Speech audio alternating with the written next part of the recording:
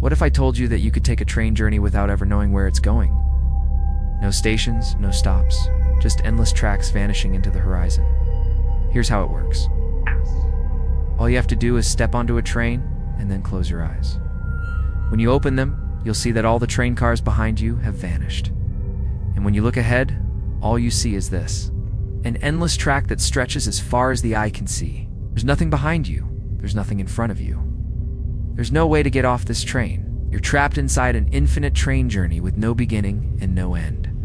Some people might find this terrifying, but I think it's kind of fun. Don't you want to know what's at the end of that track? Don't you want to see where this train is going? All you have to do is step onto the train and then close your eyes. When you open them, the journey begins.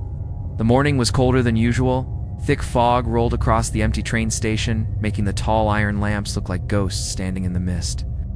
The station should have been filled with noise, people talking, children running, vendors selling tea and bread. But on this morning, there was nothing. Only silence, broken now and then by the faint echo of footsteps on the stone platform. The train stood there like a giant shadow, its metal body stretched so far down the tracks that no one could see where it ended. The windows were dark like hollow eyes watching the passengers who gathered near. A sign above the platform should have shown the destination, but the board was blank. It didn't say New York, London, or any other name. It only flickered once and then turned off completely. One by one, people arrived. They didn't speak much. Some clutched their coats tightly around them, as if they were afraid of the cold air. Others carried old suitcases with faded tags from journeys long forgotten. Few looked confused, as though they didn't remember how they got to the station in the first place. Still, no one asked questions. It was as if they all understood that they were supposed to be there, waiting for this train. The whistle blew a long, hollow sound that echoed through the fog. It was not like the cheerful whistle of trains that take people on holidays. It was low, almost sorrowful, like a warning, yet the passengers moved forward. Their shoes clicked on the platform as they stepped closer to the dark doors of the train. The doors opened with a slow creak. Inside, the lights flickered weakly, giving off a pale yellow glow. The passengers climbed in quietly. No one checked for tickets. No conductor stood at the entrance. The people just walked in, sat down, and looked out the windows into the fog. There was a strange feeling in the air. It wasn't excitement, like when people board a train to visit family or travel to a new city. Instead, it was heavy, like a secret everyone was keeping, but no one wanted to say out loud. Some passengers stared at the floor, others at their hands, and some looked out the window as though searching for answers in the mist. A small boy tugged at his mother's sleeve and whispered, "Where are we going?" His mother didn't answer. She only pulled him closer, as if the question itself was dangerous. More footsteps echoed on the platform as the last few passengers hurried on board.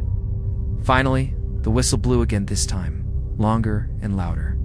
The fog thickened, wrapping around the train like a curtain. Slowly, the wheels began to turn. Sparks flew as the giant machine groaned to life, pulling itself forward into the unknown. No one cheered. No one waved goodbye. There was no one on the platform left to see them off. The train slid away from the station, swallowed by the fog, heading toward tracks that disappeared into the endless horizon. For the passengers, the journey had begun. But none of them knew this was a journey with no maps, no stations, and no promises of arrival. It was a train to nowhere. As the train moved deeper into the fog, the passengers began to notice one another. At first, no one wanted to make eye contact. They sat quietly, staring at the floor, the windows, or the faint yellow lamps that swung slightly from the ceiling. But slowly, like shadows coming into focus, the faces of the travelers revealed themselves. And that was when the unease began to grow. There was an old man sitting near the front. His face was pale, and his hands trembled as though he was carrying an invisible weight. He wore a suit that looked decades old, with frayed edges and buttons that barely held together. Every few minutes he opened a small leather notebook, but the pages were blank. He stared at them for long moments, then closed it again, whispering to himself. Across the aisle sat a young woman. Her eyes were red as if she had been crying for days. She clutched a faded photograph so tightly that her knuckles turned white. Whenever someone walked past her, she quickly hid the picture inside her coat, as though it was too private to be seen. And every few minutes she pulled it out again, staring at it with silent desperation. Two men in the back looked completely different from everyone else. Their faces were hidden by wide hats, and they never spoke a word. Instead, they sat perfectly still, like statues. One of them carried a briefcase chained to his wrist. The other held a pocket watch that he opened and closed without ever looking at the time. Some of the other passengers glanced nervously toward them, but quickly looked away. Something about them felt dangerous. In one corner, a child sat alone. No parents, no family. Just a little boy holding a toy train that looked exactly like the one he was riding. The strange thing was, no one remembered seeing him board. He wasn't on the platform, and yet here he was. The boy hummed a soft tune, rocking his toy back and forth. When a woman asked him gently where his parents were, the boy only smiled and whispered, "They're already on the train." The silence in the carriage grew heavier. It was not the silence of peace, but the silence of secrets. Every passenger seemed to carry something, hidden: a sorrow, a memory, a regret. And though no one spoke about it, the air was thick with their burdens. A man in a dark coat suddenly coughed, breaking the stillness. His cough echoed sharply through the carriage, making everyone jump. He tried to smile as if to say it was nothing, but his face was pale, almost gray. He pulled out a silver flask and drank deeply. The smell that filled the air was not alcohol, it was something else, something bitter, like medicine. The young woman with the photograph finally whispered, almost to herself, "Why are we all here?" But no one answered. Her words disappeared into the rattling of the train wheels. What made it even stranger was the way the passengers behaved toward the windows. Whenever the train passed by forests, deserts, or mountains, many turned their heads quickly, refusing to look. A few even shut their eyes tightly, as though afraid of what they might see outside. And yet, despite all these strange details, no one tried to leave. No one stood up and demanded answers. It was as if every person on board had accepted the mystery, even though fear was slowly eating at them. By the time night began to fall, the carriage looked less like a group of travelers and more like a gathering of ghosts, each trapped in their own silence, each holding on to their own secret, and all of them moving together toward a destination no one could name. "I don't like this train. It rattles. Look, there's nothing out there. Just endless darkness and those crazy lights. Oh my God, are we moving? Yes, we're moving. Okay, breathe.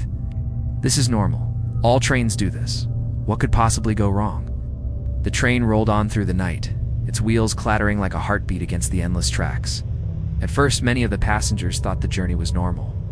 Trains often traveled for hours before reaching the next town. Some tried to sleep. Others read books, and a few kept staring out the window. As the hours stretched into half a day, and then into a full day, an uneasy truth began to settle in. No stations appeared. Not one.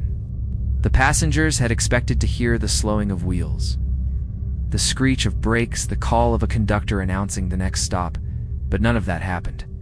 Instead, the train ran without pause, moving through landscapes that seemed to change too quickly to be real. One moment, the windows showed thick forests of black trees, their branches bending like claws. The next moment, the view shifted to wide deserts, sand stretching forever under a burning red sky. Then mountains appeared, tall, sharp, and snow-covered. Yet the train never slowed, never curved toward a station. It simply pressed forward as if chasing something that was always just out of reach. The passengers began to notice something stranger. The outside world seemed too quiet. No animals moved in the forests, no birds flew in the sky, no lights shone from houses or towns. The landscapes looked painted as though they weren't here real places at all, but illusions sliding past the windows. Whispers spread through the carriage. Maybe we missed the stops. No, the train hasn't stopped once. Are we even on real tracks? Some passengers grew restless. A middle-aged man stood and walked from one end of the train to the other, searching for the conductor. He opened door after door, but each carriage looked the same: dim lights, quiet passengers, and endless windows showing impossible scenes. When he returned, his face was pale. "There's no end," he said softly. "This train doesn't stop." Time began to feel strange. The clocks on people's wrists ticked forward, but their bodies felt as if days were passing in the span of hours. The woman with the photograph noticed that the picture in her hand seemed to fade each time she looked at it, as though time was eating away at the memory itself. The boy with the toy train pressed his face against the window and whispered, "It's looping." When someone asked him what he meant, he pointed outside, past those trees before, and that mountain were going in circles.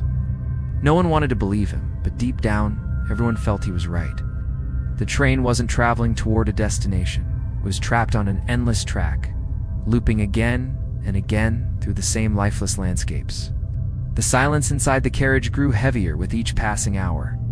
Fear spread slowly, like a shadow creeping across the floor. People shifted uncomfortably, whispering less and less, as though they were afraid that speaking too loudly would wake something they didn't want to see. By the third day, the train's passengers were no longer calm. The endless ride had drained them. Some sat in silence with hollow eyes, while others muttered under their breath as if trying to hold on to sanity. Everyone was waiting for someone to explain what was happening, and then he appeared. The conductor. At first, no one saw him come in. One moment the aisle was empty. The next he was there, walking slowly between the rows of seats. His footsteps were strangely soft, almost too quiet for a man of his size. He was tall and thin, his shoulders sharp under a black coat that brushed against the floor. A wide-brimmed hat hid most of his face, casting a shadow that swallowed his eyes.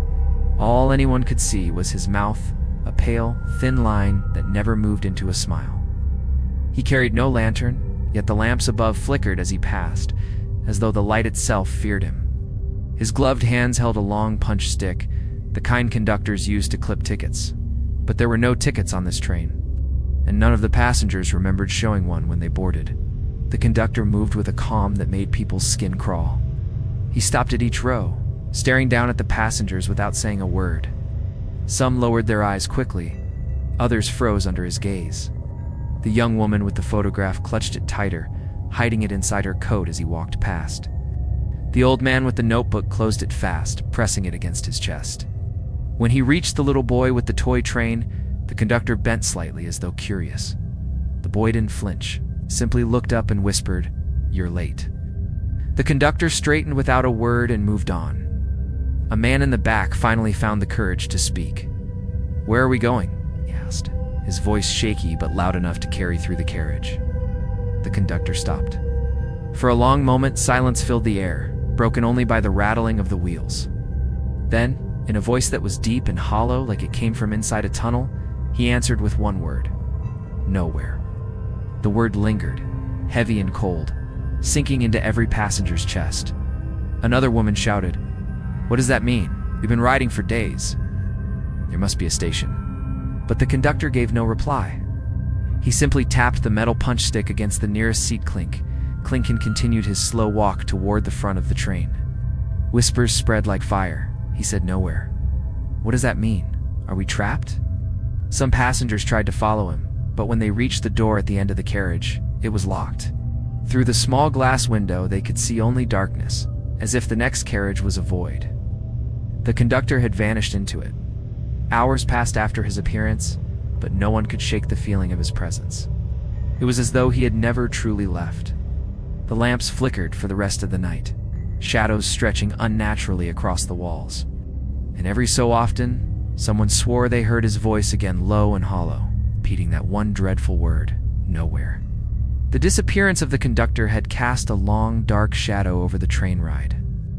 His single word, "Nowhere," echoed in their heads like a curse.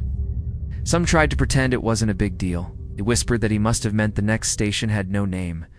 Others argued he was only trying to scare them. But deep down, everyone felt the same thing. They were trapped. Fear grew inside the carriage like a fire spreading. A man with tired eyes stood up and yanked at the door handle. Locked. He kicked it hard, but it didn't move. Another man joined him, then a third, all pounding on the door as the train rattled on. Their fists echoed through the carriage, but the door didn't open. Finally, they gave up, panting and pale.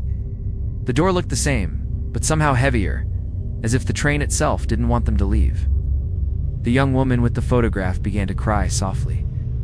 She held the picture against her chest, whispering words no one could hear. Across the aisle, the old man with the notebook scribbled frantically, even though the pages were still blank. His hand shook so violently that the pen tore through the paper. A group of passengers crowded near the windows. First, they pressed their faces against the glass, searching for anything lights of a town, smoke from chimneys, even another train. But there was nothing. Only endless forests, deserts, and mountains, repeating again and again. One woman gasped and pointed. "We passed that tree before," she cried. Others nodded, remembering. The boy with the toy train only rocked it back and forth and said, "I told you." It's looping. Shadows outside the windows began to make people uneasy. Some swore they saw figures running alongside the train, dark shapes darting between the trees. One man shouted that he saw glowing eyes staring back at him through the glass. When the others looked, there was nothing, just empty darkness. But the fear stayed. From that moment on, no one wanted to sit near the windows. The story so far: a group of strangers find themselves on a train with no windows or doors, hurtling through a nightmarish landscape. Days turn into nights and they lose track of time. Food and water run out. Hope begins to dwindle and they start to forget why they boarded the train in the first place. By the fourth day, the passengers no longer counted the hours. Time had lost all meaning. Watches ticked forward, but no one trusted them. Some thought only one night had passed. Others swore it had been weeks. Their bodies ached as if they had aged, though none of them could explain why. It was then that something unusual happened. The old man with the notebook, who had been scribbling frantically since the journey began, finally dropped his pen. The pages of his book were still blank. Every line he wrote had somehow vanished. He stared at the emptiness with wide, broken eyes, whispering, "It won't let me write." Then with trembling hands, he reached into the seat pocket in front of him. Instead of a safety card or ticket stub, he pulled out an old, yellowed map. The map was unlike anything they had ever seen. The paper was brittle, edges burned, the ink faded, but the tracks were clear, thick, black lines twisting in a perfect circle. Circle had no beginning, no end. Towns, no stations, no names marked anywhere. Just one word written across the center in dark ink. Nowhere. The woman with the photograph gasped and covered her mouth. "It's true," she whispered. Passengers crowded around as the old man held up the map with shaking fingers. Their voices rose in panic. "This can't be real. It's a trick. No, look. We've seen those mountains before, and that forest. We're not going forward. We're just looping." 8. The boy with the toy train nodded slowly, as though he had known this all along. He traced a small finger around the circle on the map and said, "Round and round, forever and ever." His voice was soft, but carried through the carriage like a funeral bell. Suddenly, people began to remember things strange, broken pieces of memory. A man shouted, "I remember an accident. Flashing lights, sirens." He clutched his head, groaning. The woman with the photograph whispered, "I was standing on a bridge. I think I jumped." Her hands shook as she dropped the picture. No one dared pick it up. Another passenger muttered about a burning building, about smoke, about running, but never escaping. The realization came like a wave crashing over them. None of them were ordinary travelers. This wasn't a train carrying people to a city. This was something else, something darker. Whispers turned into cries. Some prayed, others shouted, and a few sat in silence, staring into nothing. The truth was unbearable. They were not passengers at all. They were souls. Lost souls. The train was their prison. One man screamed, banging his fists against the windows. But outside, the endless landscapes twisted unnaturally, flickering as though they weren't real at all. The mountains melted into deserts, the deserts into forests, and the forests back into mountains again. It was all an illusion, a painted loop to keep them trapped forever. The young boy spoke again, rocking his toy train. "We can't get off. We don't arrive. We don't leave. We just ride." The lamps above them dimmed until the carriage was almost dark. The wheels roared louder, shaking the floor beneath their feet, and in the thick silence that followed their screams, the word returned, heavy and final, echoing inside every mind at once. Nowhere. The train roared louder than ever as the night pressed in. The rattling of its wheels shook the seats, the windows, even the bones of the passengers. By now, no one doubted what the map had revealed. We were trapped in a circle with no beginning and no end. But the true horror was still waiting to be uncovered. It began with the boy. He sat in the same seat, rocking his toy train back and forth. His humming filled the carriage, soft and haunting. Then he looked up at the others with wide, clear eyes and said, "You don't remember yet, but you will." One by one, the memories began to flood back. The old man with the notebook suddenly shouted, clutching his head, "The hospital I remember. Machines, wires." And then the flatline. His voice cracked into a sob. "I never left that room. I died there." The woman with the photograph dropped her picture on the floor. This time everyone saw it, showed her standing with a man and a little girl. But their faces were blurred, fading away as though time was erasing them. Tears streamed down her cheeks. "The car crash," she whispered. "I thought I was going home, but I never made it." Others began to break down, each recalling their final moments. A man shouted about fire swallowing him whole.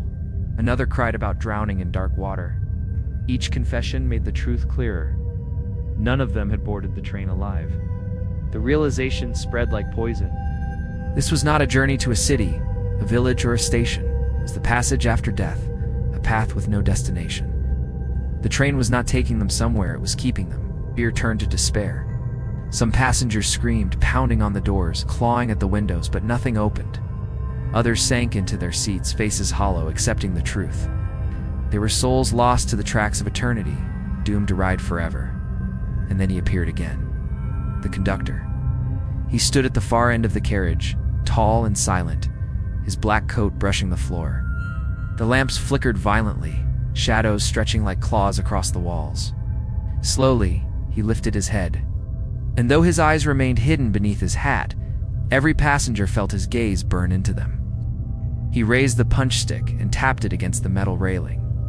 Clink, clink, the sound echoed. It's like a judge's gavel sealing their fate. Finally, his hollow voice broke the silence. "You were chosen, not for where you lived, not for what you did, but for what you could not escape.